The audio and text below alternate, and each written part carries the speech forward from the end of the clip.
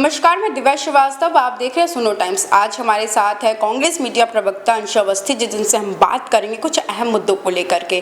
तो सबसे पहला प्रश्न आपसे उठता है कि कांग्रेस जम्मू कश्मीर ने पोस्ट किया 5 अगस्त को black day of Jammu Kashmir, जिसमें वो बोल रहे हैं कि ये हमसे राज्य का अधिकार छीना गया, ऐसा उन्होंने पोस्ट करके बोला। और वही भारतीय जनता पार्टी रिजिजू ने भी यही बोला, किरण रिजिजू ने भी यही बोला कि क्या सच में उनको लगता है कि 5 अगस्त ब्लैक डे है। और दूसरी चीज़, कश्मीरी पंडितों के साथ इतना कुछ हुआ, उसके इंसाफ के लिए भारतीय जनता पार्टी ने क्या 370 हटाया, इसको लेकर के क्या कहेंगे?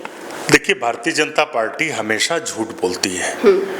कश्मीरी पंडितों की सबसे ज्यादा हत्या और पलायन तब हुआ जब वहां पर भारतीय जनता पार्टी समर्थित जम्मू कश्मीर में सरकार थी, जगमोहन जी वहां पर राज्यपाल थे, सबसे ज्यादा पलायन हुआ। दूसरा, जम्मू कश्मीर के लोगों का जो वोटिंग राइट है उसे छीन लिया गया 5 अगस्त के बाद।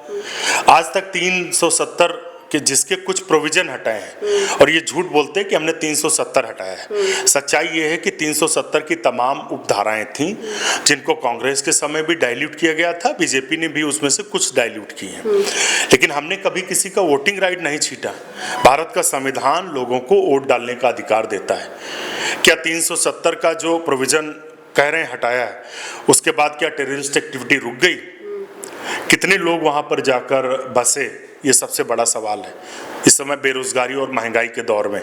तो बीजेपी हमेशा झूठ बोलती है। लोगों का वोटिंग राइट छीना गया है, ये सबसे ज्यादा दुर्भाग्यपूर्ण है, शर्मनाक है केंद्र की सरकार के लिए। देश के प्रधानमंत्री 370 को लेकर जम्मू कश्मीर के लोगों को आज भी नहीं समझा पाए, जैसे वो नोटबंदी को लेकर नहीं समझा पाए, जीएसटी थोपी उसको लेकर नहीं समझा पाए। तमाम ऐसी घटनाएं हैं जिसको लेकर सरकार लोगों को समझा नहीं पाई। तो झूठ बोलने वाले भाजपा के लोग हैं। हमारी पार्टी की स्थिति एकदम स्पष्ट है कि बीजेपी सिर्फ झूठ बोलती है, झूठ के अलावा कोई काम नहीं करती। अच्छा, दूसरा प्रश्न उठता है कि अमित शाह ने भी बड़ा बयान दिया। उन्होंने कहा जिस तरीके से कि 2029 में प्रधानमंत्री मोदी दोबारा से शपथ लेंगे, और दूसरी ओर उन्होंने ये भी बोला कि कुछ सीटें जीत जाने से खुशी इतनी नहीं मनानी चाहिए, सरकार नहीं बन जाती है। उन्होंने कहा जितनी 3 बार में कांग्रेस चुनाव लड़के नहीं जीती, उससे कई गुना ज्यादा भारतीय जनता पार्टी अकेले जीती है। इस पे क्या कहना चाहेंगे? देखिए, अहंकार है, भारतीय जनता पार्टी के लोगों को अहंकार है। संविधान बदलने की मंशा रखने वालों को जनता ने हराने का काम किया है। अगर हराया ना होता तो 300 से नीचे 240 पर एक आज वो सरकार है जिसके पास बहुमत नहीं और कभी भी गिर सकती है, क्योंकि जनता इनके खिलाफ है, युवा खिलाफ है, किसान खिलाफ है, दलित खिलाफ है, पिछड़े खिलाफ है, सबको धोखा देने का काम किया है। कहा था 2 करोड़ रोजगार प्रतिवर्ष देंगे, क्या हुआ उनका? किसानों की आय दुगनी करने की बात की थी, 700 किसानों की जान चली गई। एमएसपी पर अभी तक कानून नहीं बना पाए। 3 काले कानून लाए थे, प्रधानमंत्री ने माफी मांगी थी, कहा था एमएसपी पर कानून बनाएंगे, किसानों को मुआवजा देंगे।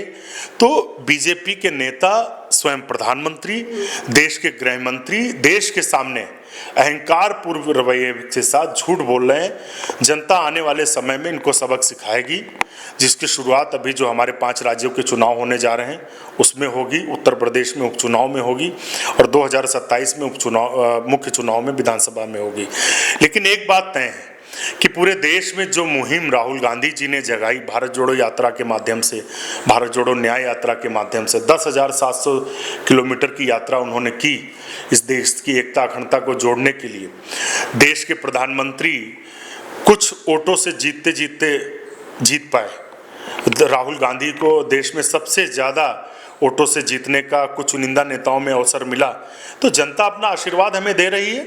हम भले ही सरकार न बना पाए, लेकिन वो सरकार कभी भी बन सकती, क्योंकि 240 सांसदों वाली सरकार कभी भी गिर सकती है।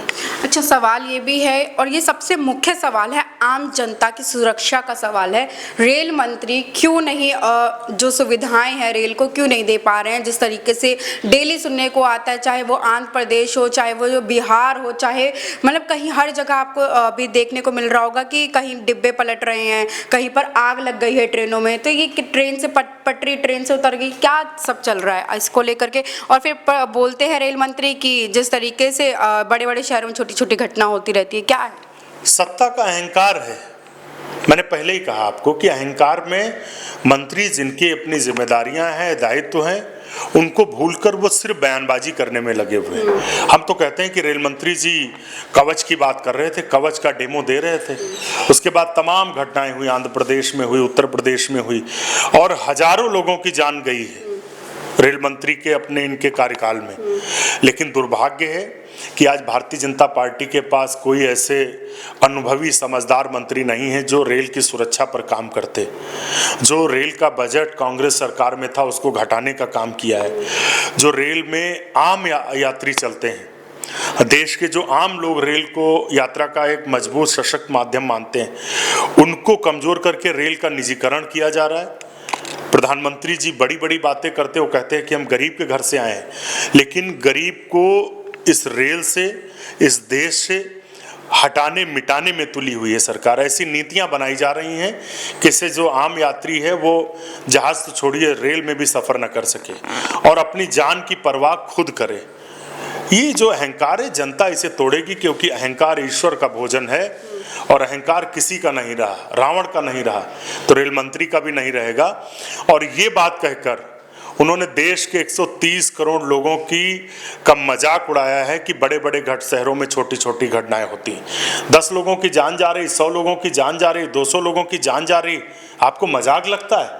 देश के लोगों की जान की कोई परवाह नहीं, कोई कीमत नहीं। इस तरीके से भद्दा मजाक जनता समय आने पर इनको सबक सिखाएगी। अच्छा, कांग्रेस ने तो ये भी कह दिया कि रेल मंत्री नहीं है तो रेल मंत्री हैं। सिर्फ फोटो सेशन, वीडियो रील बनवाने का काम ही रेल मंत्री के पास बचा है।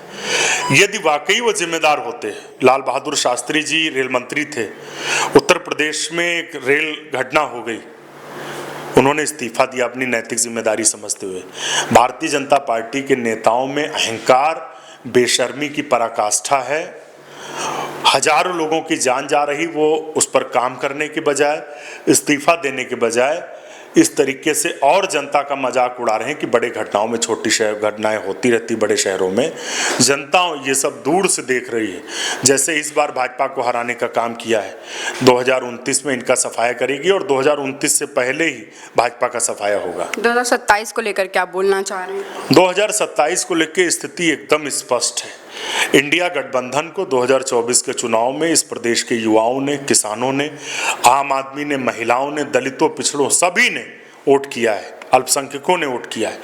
और 2 उपचुनाव में भी हम जीतेंगे। 2027 में भाजपा का यहाँ से सुपड़ा साफ होगा, क्योंकि जिस तरीके से पेपर लीक हो रहे हैं, 19 पेपर लीक हो रहे हैं, तानाशाही जो जनता ने जनादेश दिया था कि आप उनके हित में कानून बनाएं, आप तानाशाही भरे कानून बनाकर लोगों को डराना चाह रहे हैं। देश का लोकतंत्र क्या एक एक जो जिम्मेदार नागरिक है वो इनको सत्ता से हटाने का काम करेगा, डरेगा नहीं।